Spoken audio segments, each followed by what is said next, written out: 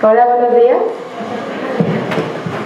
Supongo que tengo alumnos de diseño gráfico y arquitectura, ¿verdad?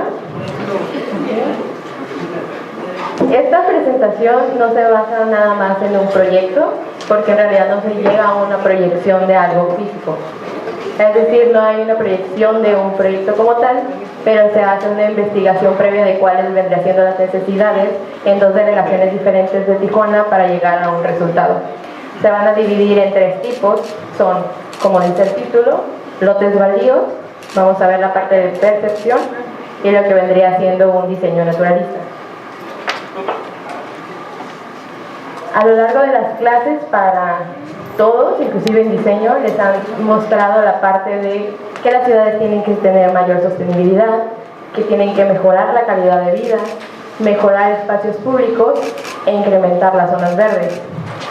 Pero lo que no han como abarcado en todos los tipos de las clases es que la mayor parte de la población se encuentra ubicada actualmente en las ciudades, presentan un bajo índice de biodiversidad y el paisaje cotidiano incide directamente en el usuario. ¿De qué manera incide en el usuario? Son los lugares que ustedes frecuentan, desde que salen de la escuela, desde que salen desde sus casas y están viajando alrededor de la ciudad. ¿Cómo es que luce la ciudad? ¿Cómo es que ustedes se sienten alrededor de estos espacios? Tijuana, al ser una ciudad fronteriza, desde sus inicios históricos, tienen esta tendencia a presentar mayor diversidad de personas e inclusive mayor tránsito entre los migrantes, ya sea desde el interior de la República como los que vienen del exterior o ahora lo que estamos viendo todos de manera internacional. Esto influye mucho en los tipos de culturas que se van a encontrar o ya se encuentran actualmente entre sus compañeros, cuáles son sus ideales, cómo es que ellos piensan y cómo están acostumbrados a tener una configuración visual, es decir, un espacio construido. Para el caso de Tijuana, sabemos que no contamos con muchas áreas verdes, sabemos que pocos son los parques y que muchos tienen que distribuirse a lo largo de la ciudad para contar con algún área verde. El más cercano que tenemos es el Teniente Guerrero, otros van a decir el Parque Morelos o el Parque de la Amistad, pero en realidad estos parques son de unas pequeñas dimensiones y no cubren las necesidades de toda la población de Tijuana. Mucha de la vegetación que se utiliza requiere demasiado riego y agua. Pocas son las investigaciones que se han adentrado a saber qué tipo de vegetación es la local, cuáles son las necesidades de esta y de qué manera se pueden utilizar ecológicamente funcional para realizar proyectos. El objetivo general de este trabajo es conocer cuál es la percepción de los residentes de las delegaciones Playas de Tijuana y Centro respecto al uso de lotes baldíos como una vía para generar propuestas de paisaje naturalista, considerando sus características individuales. En este trabajo se identificaron lotes en las dos delegaciones, tanto de Playas de Tijuana como zona centro. Se determinó la percepción del uso de estos lotes, qué es lo que le gustaría a la población que se hiciera, ya sea área verde, construcción u otro, y proponer proyectos de acuerdo a lo que ellos eligieron en un cuestionario fotográfico. Históricamente, entre las diferencias de estas dos delegaciones y por qué se seleccionan, es que ambas están conectadas. Centro se seleccionó por ser la parte histórica y la primer traza urbana. Como saben, Tijuana no tiene mucho tiempo de que creció o mucho tiempo de que sean asentamientos ya definidos. Este vendría siendo el plano de zona centro, nada más contaban con 2 áreas verdes y la zona que es actualmente zona río era para uso de agricultura urbana, plantaciones de hortalizas, entre otras cosas.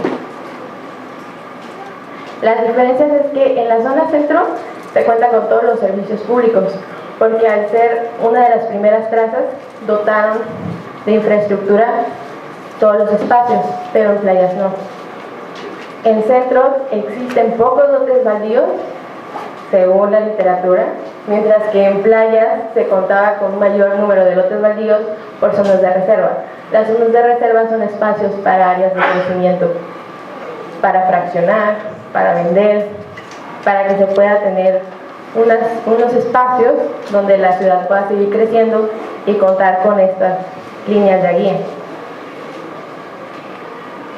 Esa es la definición que yo utilizo en el trabajo porque se me hace que es una que va de acuerdo a ello.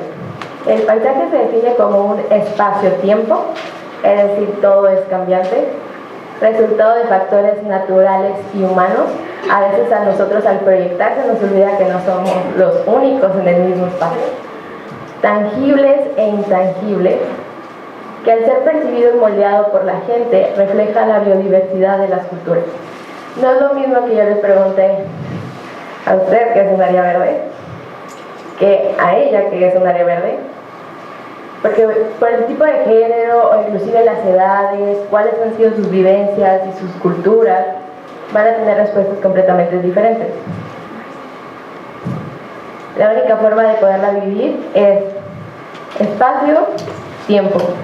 Son cambiantes ustedes mismos en las zonas donde se mueven, en las edades que tienen, los factores naturales que influyen en ustedes, si visitan parques, si visitan áreas naturales, si ustedes conocen estos espacios, los factores humanos, cómo se relacionan entre ustedes mismos, entre sus familias o inclusive entre sus amigos, y el tipo de percepción. ¿Cuál vendría siendo la percepción? Si es un espacio seguro o inseguro.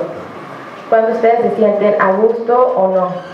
Si están en una zona oscura, si están en una zona clara, si tienen visibilidad en estos espacios cuando van caminando. Eso reacciona en una emoción en ustedes y ustedes pueden emitir algún juicio de lo que están viviendo.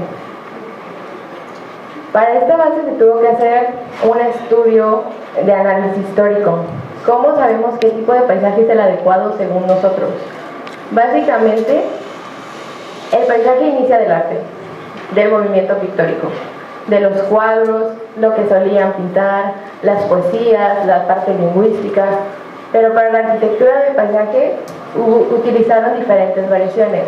Entre ellas tuvieron los estudios meramente del arte, desde lo que se centraban en colores, desde lo que se centraba también en la parte de diseño, los que se fueron después al área natural para enfocarse en sus estudios pues de la naturaleza, cómo se construían, qué especies estaban enlazadas unas con otras, y después se iniciaron con paisajes ecológicos. ¿Cómo funciona la parte ecológica? La parte ecológica funciona desde cuál es el estudio de agrupaciones entre las plantas, cuáles son las necesidades de cada una, cómo se llevan unas con otras, cómo están constituidas estas manchas de espacios, pero que no tengan competencia de recursos entre estas mismas. Eso se vendría siendo lo óptimo, pero actualmente seguimos con lo estético nada más. Cuando proyectan, siguen diciendo, pues se ve bonito este árbol y lo pongo aquí. O esta bugambilia porque a mi mamá le gustó. Y esta planta tropical que requiere mucha agua y la pongo aquí. Una nada más. No utilizan poblaciones, no utilizan grupos de plantas o no están viendo cuáles pueden coexistir con otras.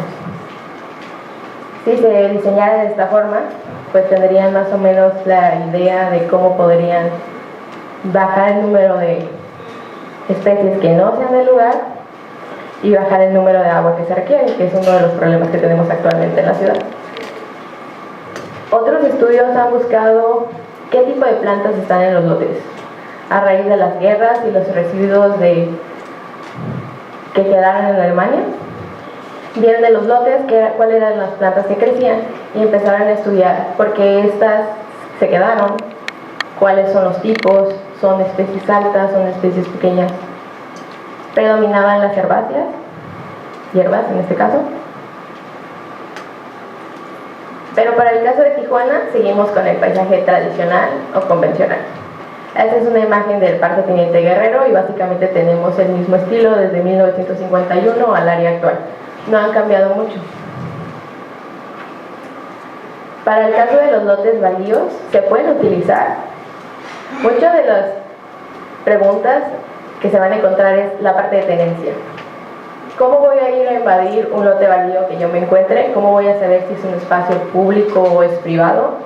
¿Hay alguna ley que me diga si lo puedo utilizar o no? El reglamento de la ley federal indica que cualquier lote baldío puede ser utilizado para la creación de un espacio público. Pero como ustedes ya conocen y han trabajado con los planes de desarrollo, supongo, Las leyes se revisan desde la parte federal a la parte local. Para el caso de Tijuana, que vendría siendo la ley de catastro, no nos indican todavía si hay una división entre lotes baldíos que sean públicos y lotes baldíos que sean privados.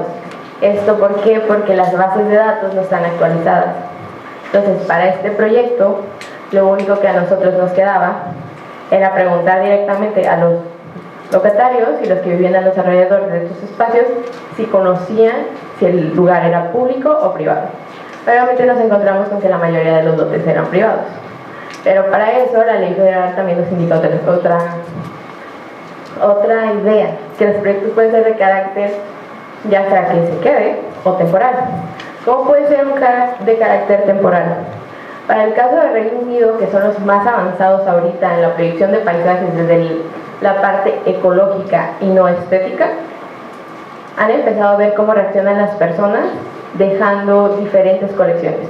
Entre ellas están los palets, que los utilizan como base, luego forman ellos mismos ciertas colecciones para imitar sus estructuras de paisaje actuales, como vendrían siendo las colinas, como vendrían siendo sus espacios más verdes. Dejan ciertas macetas y ya ven cómo reaccionan las personas, qué colores les gusta, qué texturas, les preguntan si les gustan o no, y se están dando una idea conforme a la edad y género también, si les gustan o no ese tipo de proyecciones. Hay muchos que no.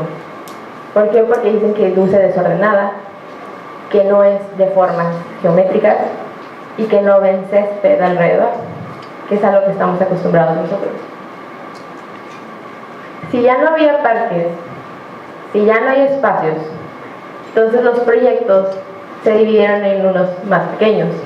Para este estudio fueron los Pocket Parks, que son los parques de bolsillo, los bosques Miyawaki, que son bosques que se regeneran por sí solos en un espacio, es decir, tienes ciertas plantaciones de especies que protegen a otras y en un cierto tiempo vas a tener un bosque de cierto tamaño de crecimiento.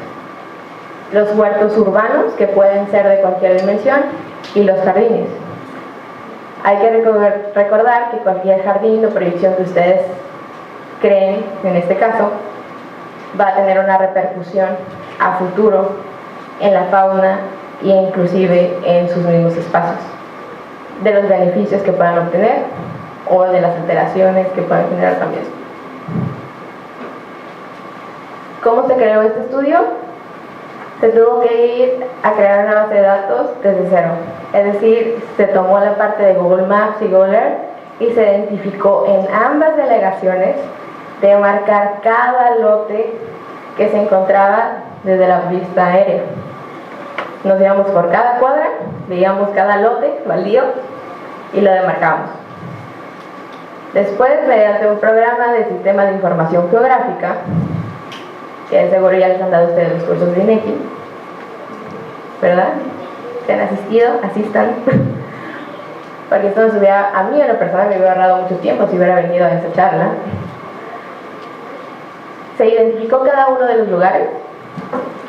Esto se pasó a una base de datos. Ya teníamos las coordenadas, las colonias, y ya decíamos, sí, hay tantos lotes baldíos cercados y hay tantos lotes baldíos sin cerco, entonces nosotros ya terminamos.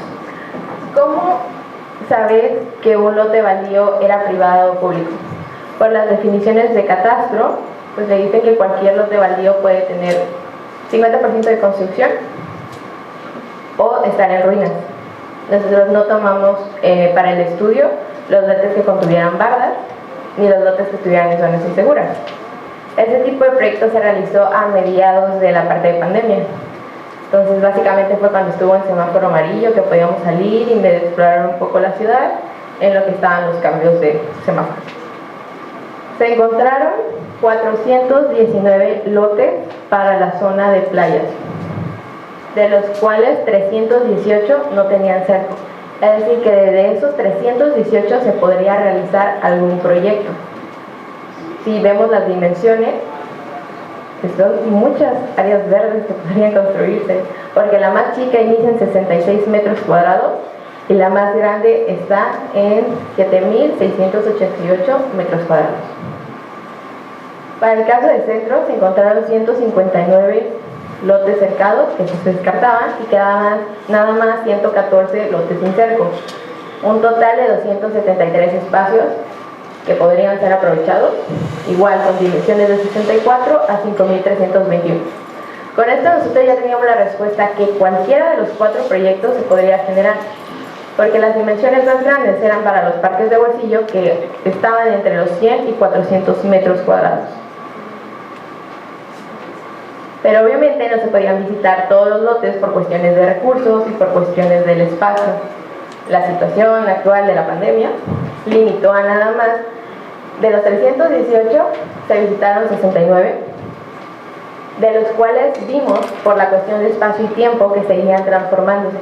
Es decir, que esos lotes que estaban, según nosotros, libres, ya tenían construcciones, estacionamientos, ya eran áreas verdes, ya eran casas, ya eran calles, o ya estaban desmontados, ya no tenían ningún tipo de vegetación, ya no podrían ser como realmente relevantes para el estudio.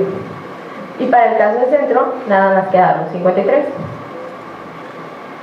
Para la creación de la parte de la percepción, que vendría siendo la parte más compleja, porque es muy difícil medir un estado de percepción, se realizó un cuestionario aplicado en línea y en físico. Muchos de los administradores, coordinadores y estudiantes de la preparatoria de esta universidad fueron partícipes y los otros fueron en línea. Personas que quisieron aportar al estudio, tanto de las delegaciones de playas, de asociaciones civiles y de otros lugares, de las Cárdenas también.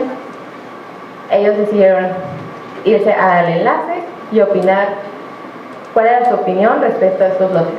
La información se dividía en el aspecto de general, para conocer su estructura socioeconómica, es decir, la parte tienen de índice bajo, medio, alto, muy alto, el tipo de paisaje de su preferencia y si harían uso de plantas nativas o no. Esto para tenerlo como una opción a futuro. Entonces, para encontrar esto y cómo se puede generar un cuestionario, ustedes tienen que ir desde la base histórica, es decir, cómo uno, el paisaje con la percepción. Tienen que explorar teorías. El paisaje inicia desde el movimiento pictórico. Entonces, en mi cuestionario yo tengo que tener la parte de colores, tengo que tener la parte de texturas y la parte de formas. Para la parte de percepción, se utiliza una teoría psicológica, teoría gestal. ¿Cómo pueden enlazar una teoría psicológica en la arquitectura? Esa teoría es muy interesante porque gestal, que es una palabra alemana, significa forma. Entonces es cómo se estudia un campo. Ustedes no ven elementos aislados. Yo ahorita no, si yo no enfoco mi vista en una persona, no puedo borrar lo que hay alrededor. Ustedes ven todo, no se centran en algo. Cuando llegan a un espacio y tienen algo enfrente, ya le pueden poner la atención, o a lo que ustedes les quieren poner la atención. Y es lo que explica ese tipo de teoría. ¿Cómo van a acomodar sus espacios para que ustedes puedan crear reacciones mediante estímulos y sensaciones en sus mismas personas o en los mismos usuarios con los que van a trabajar? La teoría naturalista, que ahora sí vemos qué es un paisaje naturalista, engloba la parte ecológica, la parte del arte y la parte de las personas. Es decir, estos arquitectos trabajan con el estudio de comunidades, qué plantas se relacionan con otras, qué necesidades requieren, se van a la teoría del color, del movimiento pictórico que ellos siguen resaltando, porque somos muy visuales. Después la parte táctil, de las texturas, y luego la acomodan a escalas que sean agradables para el ser humano. Es decir, ponen plantas que no invadan las emociones de otros, que no les cause cierta inseguridad. A base de la teoría de Gestalt, que dice la absorción de formas, texturas, uniones, se une a la arquitectura del paisaje en la ecología del paisaje. ¿Qué puedes rescatar de la teoría Gestalt que se una con la ecología del paisaje? La forma, la línea, el color y texturas. Y esto en la ecología del paisaje se los da las formas de vida. Es decir, las mismas plantas tienen una forma que ustedes pueden reaccionar a ello. Muchos creen que los árboles son los ejes primarios de las construcciones de los paisajes. Muchos prefieren árboles. En este estudio resaltaron los árboles. pero porque ya tienen una cierta línea de estructura, porque ya los ven formales y porque ya en combinaciones no se ven tan intensos como otras plantas que vendrían siendo las herbáceas, que pueden ser un poquito más dinámicas en cuanto a si les da el aire o no, pero a mucha gente no les va a gustar porque dicen que lucen desordenados.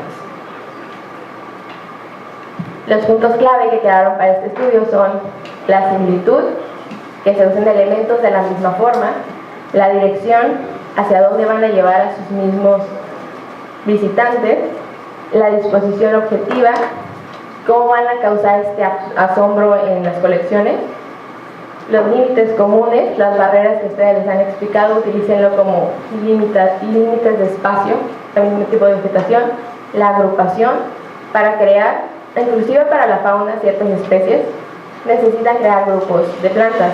Estos grupos les sirven a las abejas y a las aves para identificar dónde van a encontrar alimentos, mediante manchas, no elementos individuales, sino elementos en conjunto en estos espacios. Se encontraron entre los lotes, sí, unos no muy agradables y otros que realmente valían la pena, como este, que se encontró cerca de la Delegación Centro. Es un espacio con vegetación nativa. Son pocos los espacios que quedan todavía con vegetación nativa. En la parte de arriba podemos ver una rosa, que es una Malacotamnus, y como pueden ver, pues no es una rosa como la que nos presentan, que es la roja típica que les dan a todos. Abajo un Eriogonum, que vendría siendo como un tipo de arbusto, y a un lado un Rus integrifolia, que también es un arbusto muy grande y que puede dar como cierto fruto. Nos encontramos diferentes tipos de fauna, la fauna nociva, que tenemos al ladito de aquí, diferentes tipos de aves y diferentes tipos de polinizadores. Seguimos viendo los mismos tipos de polinizadores que vendrán siendo como las abejas clásicas. No nos encontramos en este caso con alguna abeja nativa, nosotras identificamos. Una de las preguntas más relevantes en el cuestionario fue ¿cuáles son los problemas que se presentan al tener un lote baldío cercano? Dieron más de una respuesta, donde quedó como la principal, la basura, los indigentes y la delincuencia. Entonces, ¿de qué manera se puede cambiar esta percepción de tener un lote baldío cercano? Es creando nuevas áreas. Pero ¿cómo le hacemos? Hay muchos vecinos que se juntan para limpiar estos espacios. Hay muchos que realmente quieren aportar. ¿Por qué? Porque son los sitios que tienen más cercanos. Están enfrente de su casa y luego comentan, sí, me dejaron un tambo.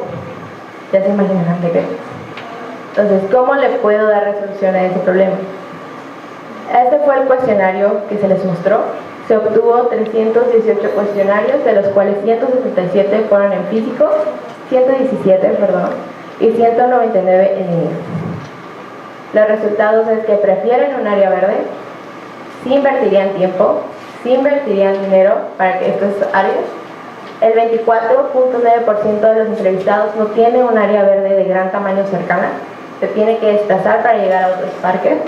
Prefieren los huertos urbanos y las plantas de colores. Entonces el movimiento pictórico sigue siendo el más relevante a pesar de todo. Y si hagan uso de plantas nativas, y la mayoría opina que lucen mejor que las actuales. Para los tipos de paisaje que quedaron, es que los de índice socioeconómico muy alto prefirieron los árboles frutales, es decir, el diseño con este tipo de plantas, el paisaje nativo y naturalista. Para los de condición alto prefirieron las plantas aromáticas, el paisaje naturalista. Para los de condición media prefirieron las plantas aromáticas y el paisaje nativo, y para los de condición baja prefirieron plantas de colores y el paisaje nativo. Los entrevistados mostraron una inclinación hacia los árboles, como se les mencionó, como un elemento primario, seguido de suculentas, hierbas perennes y arbustos.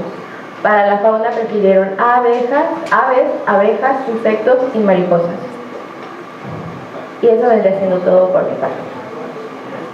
Gracias por su atención.